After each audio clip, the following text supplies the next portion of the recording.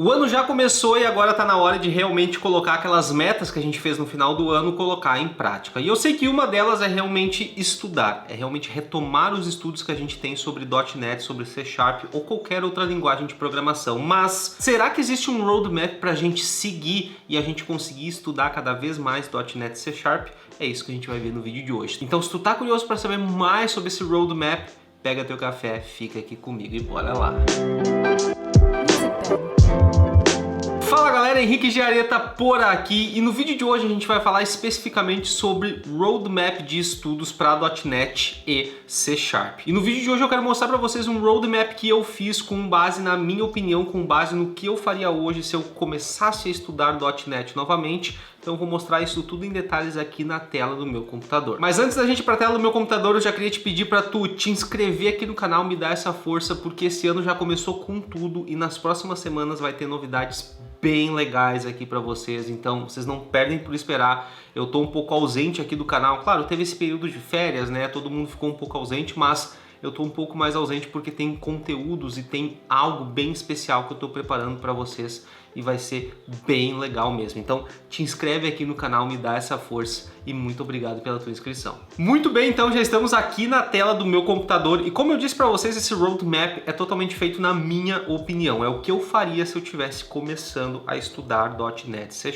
A gente sabe que C# e .NET tem a diferença, né? Porque a gente está estudando uma linguagem de programação e um framework de programação, mas aqui eu vou juntar como .NET, né? Para que a gente consiga exemplificar isso de uma melhor maneira. Então a primeira coisa que eu faria é realmente estudar fundamentos. E o que seria fundamentos? É realmente entender a base de tudo. É realmente entender, é criar aquela base sólida do nosso conhecimento, tanto para C# quanto para .NET. Eu vejo muitos casos de pessoas que começam a estudar C# e já querem começar por mensageria, já querem começar por microservices, já querem começar, enfim, por assuntos que são bem mais complexos, assuntos que são bem mais em detalhe que a gente tem que aprender, mas esquecem de aprender a base. Então a primeira coisa que eu diria para vocês é aprendam a base de C# e .NET. E a gente tem inúmeros conteúdos na internet sobre isso, mas o que eu recomendo para vocês, claro, vocês podem aprender muito aqui no canal comigo, mas também tem a plataforma do Balta.io, que até o momento da gravação desse vídeo ele tem um curso de fundamentos de C# que é totalmente gratuito, então é só lá se cadastrar na plataforma e já começar a estudar. Enfim, são 12 horas de conteúdo, se não me falha a memória, um conteúdo bem completo para vocês conseguirem aprender a base de tudo, criar essa base sólida, porque é como se fosse uma casa. Se a gente constrói uma base sólida, a gente consegue erguer as coisas muito mais fáceis. Se a gente não tem essa base sólida, simplesmente a gente vai estar sempre ali naquele vamos ver se acontece, vamos ver se vai dar certo. Então pensem com muito carinho em estudar a base. O segundo ponto aqui que eu faria é realmente aprender a fazer um CRUD bem feito, né? O que é o CRUD? É o Create, Read, Update and Delete. Ou seja, é a base que a gente tem para a criação de APIs. É a base que a gente tem para realmente conseguir trabalhar com rotas, conseguir trabalhar com controllers, enfim, conseguir trabalhar com uma API em si. Então eu aprenderia isso também, a fazer um CRUD bem feito, a ter todo o mapeamento de um CRUD, isso é bem interessante. E o terceiro ponto que eu com certeza não deixaria de fora nessa primeira etapa é programação orientada a objetos. A gente sabe que existem outros paradigmas, né, de programação, como programação funcional, enfim,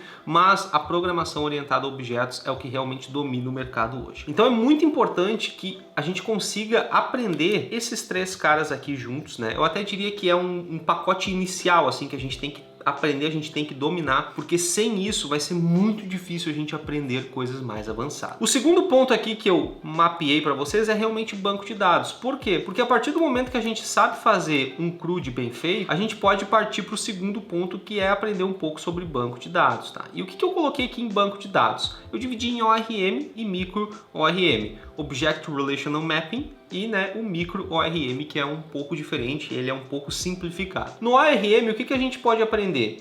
Eu coloquei aqui como primeiro ponto EF, que é o Entity Framework. A gente tem o Entity Framework Core, que é muito utilizado hoje na questão de banco de dados. Aprender um pouco sobre mapeamento, como que a gente consegue mapear o EF, porque o EF ele é Code First, né? Ele tem esse conceito que a gente não precisa saber SQL propriamente dito, a gente primeiro faz o código e depois a gente consegue mapear isso para que o nosso banco de dados consiga entender.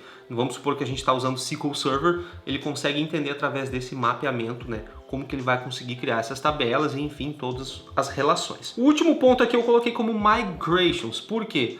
Porque como ele é code first, migrations é um conceito muito importante do Entity Framework, mas pouquíssimas pessoas param um tempo para poder estudar migrations separadamente. Eu sei que quando a gente estuda EF Core, né, quando a gente estuda o Entity Framework, a gente já estuda por si só migrations, mas é muito importante a gente ter um conhecimento mais abrangente sobre migrations, quando que a gente pode utilizar, qual é o melhor momento para utilizar elas, né? Se eu precisar reverter uma, o que eu faço? Então, esse conhecimento é muito válido. E depois que a gente aprendeu isso, eu citei aqui MicroRM, que é uma forma mais simplificada, né? Com certeza você já deve ter ouvido falar em Dapper, que é um MicroRM, é o mais utilizado hoje no mercado. E o Dapper, por si só, ele não precisa de todas as configurações que a gente tem lá no Entity Framework. Por quê? Porque ele é um MicroRM, então a gente vai lidar com SQL cru, a gente vai lidar com SQL puro.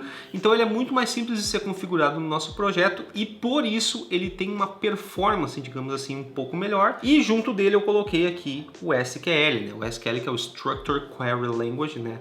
Então é muito importante que a gente aprenda SQL puro, a gente aprenda a fazer SQL na mão, porque com o Dapper a gente vai precisar usar, né, o SQL puro. Depois que a gente já tem esse conceito, né, depois que a gente já entendeu bem isso, eu citei aqui pontos de arquitetura. Por quê? A gente já tem a base, a gente já sabe fazer um CRUD bem feito, a gente já sabe sobre banco de dados, então agora a gente pode aprender alguns conceitos de arquitetura. E o que eu coloquei aqui? Padrões arquiteturais, então é importante a gente conhecer diferentes padrões arquiteturais. Isso eu falo, por exemplo, padrão hexagonal, padrão cebola, use case, enfim, vários padrões que a gente tem hoje aí no mercado. É importante que a gente tenha esse conhecimento, por quê? Porque quando nós for criar a nossa aplicação, a gente já vai ter esse conhecimento, vai ficar muito mais fácil da gente poder criar a aplicação. Camadas e responsabilidades, né? Todo padrão arquitetural ele é baseado em camadas. Então, quando a gente sabe qual é a camada, quando a gente sabe qual é a responsabilidade de cada camada, a gente vai conseguir criar classes e criar arquivos, digamos assim, com muito mais facilidade. Então, é importante que a gente entenda essas camadas e responsabilidades. E por fim, eu coloquei aqui design patterns. Por quê? Porque já existem patterns prontos no mercado para resolver determinados tipos de problema. Então, a gente tem diversos patterns, como singleton, como strategy, como factory, enfim, tem vários tipos já prontos que a gente pode simplesmente aplicar dependendo do problema que a gente tem que resolver. Então é muito importante na questão de arquitetura a gente ter um domínio breve sobre esses pontos aqui. Isso aqui vai fazer com que, junto com a nossa base que já está bem forte, vai fazer com que a gente consiga acrescentar mais coisas ainda e tornar o nosso projeto muito mais seguro, um projeto muito mais fácil de dar manutenção. Tem vários fatores aí bem legais. Depois de entender sobre a arquitetura, eu partiria para testes. Porque os testes, eles são importantes, mas eles são importantes desde que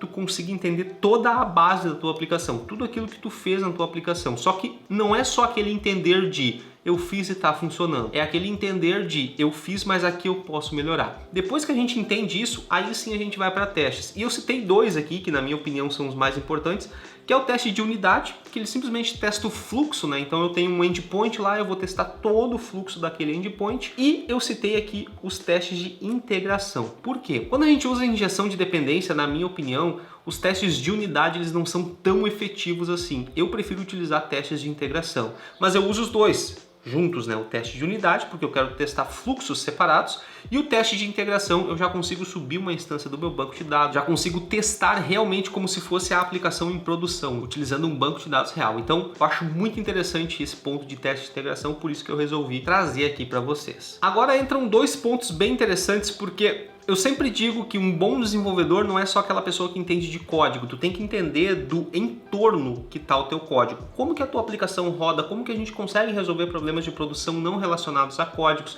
Então por isso que eu partiria aqui para o estudo de estrutura nuvem. Então o que seria esse estudo? CI/CD, né, que é o Continuous Integrations e o Continuous Delivery, que a gente trabalha com integração contínua, entrega contínua. Então é muito importante a gente entender como que isso funciona a nível de pipeline, é muito importante a gente entender como que isso funciona a nível de esteira de produtos. Se eu estou rodando uma esteira de produtos e dá algum problema, o que eu preciso fazer, como que eu consigo resolver. Então é muito importante. Como eu já citei aqui, ó, a questão de pipelines, porque CI/CD trabalha juntamente com as pipelines, então a gente tem que saber configurar uma pipeline para aquilo que a gente precisa. Logicamente, isso aqui é um assunto que a gente encontra conteúdos e mais conteúdos e a gente sempre tem que estar estudando porque é um assunto amplo.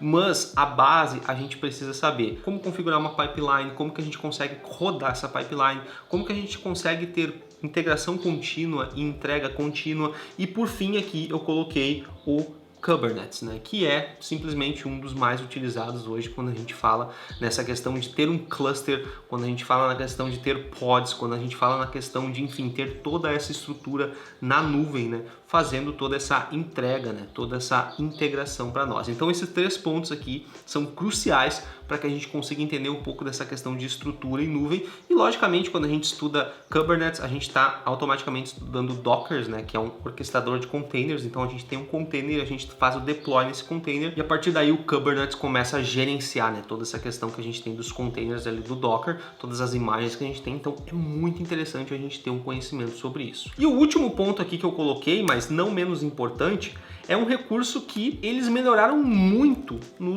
.NET 8, que é o Blazor. O Blazor veio com força total, né?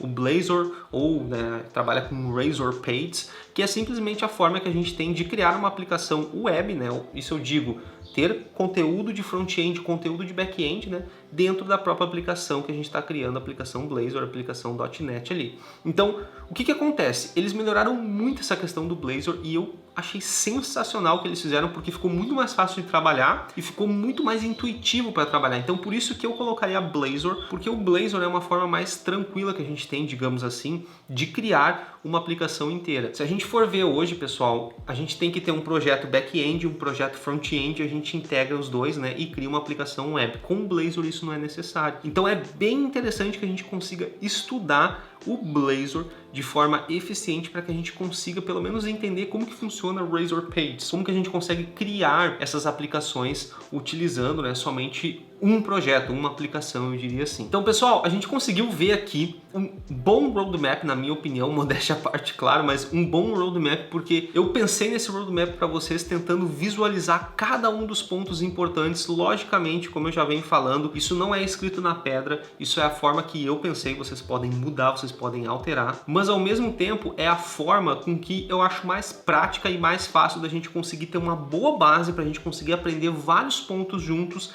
de uma forma mais eficiente. Então eu realmente espero que tu tenha gostado desse vídeo, eu realmente espero que tu use esse roadmap para tu guiar os teus estudos neste ano de 2024. Eu espero que tu fique muito bem, bons códigos e até a próxima.